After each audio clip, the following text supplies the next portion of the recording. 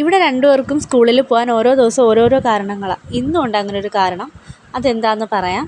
അതിന് മുമ്പ് നമുക്ക് ആദ്യം ഇന്നത്തെ ലഞ്ച് ഒന്ന് നോക്കാം. വെള്ളം ഞാൻ ആദ്യമേ തന്നെ എടുത്തു വെച്ചു. ലഞ്ച് ഇന്ന് ചോറല്ല അപ്പമാണ് കൊടുത്തു വിടുന്നത്. രണ്ടുപേർക്കും ആവശ്യത്തിനുള്ള അപ്പം എടുത്തു വെച്ചിട്ടുണ്ട്. പിന്നെ അപ്പത്തിൻ്റെ കൂടെ കഴിക്കാനായിട്ട് ഇന്ന് പൊട്ടറ്റോ കറിയായിരുന്നു, അതും എടുത്തു വെച്ചു. പിന്നെ ചോറിനേക്കാൾ കൂടുതൽ രണ്ടുപേർക്കും കാപ്പി കൊടുത്തു വിടുന്നതാണ് കൂടുതൽ ഇഷ്ടം. അങ്ങനെ കറിയും എടുത്തു. അങ്ങനെ നമ്മുടെ ലഞ്ച് സെറ്റായി. ഇനി അടുത്ത സ്നാക്സ് ആണ്. ഇതാണ് ആദ്യത്തെ അധ്യായം. കഥ ഇനിയാണ് ആരംഭിക്കുന്നത്. പിന്നെ സ്നാക്സിന് ഇതാ എലൈറ്റിൻ്റെ ഈ ഒരു കേക്ക് കൊടുത്തു വിടാമെന്ന് വിചാരിച്ചു. ഇതാ ഞാൻ ആദ്യമേ പറഞ്ഞ സ്കൂളിൽ പോകാനുള്ള ഇന്നത്തെ കാരണം. പിന്നെ എന്താ വേണം?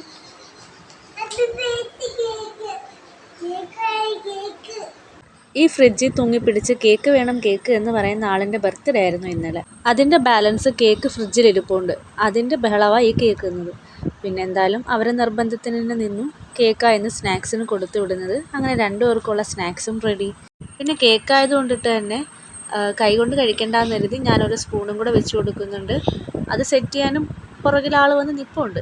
അപ്പം നമുക്ക് നാളെ വേറൊരു വ്ളോഗുമായിട്ടോ വീഡിയോ ആയിട്ടോ വരാം. അതുവരേക്കും tata bye bye, see U.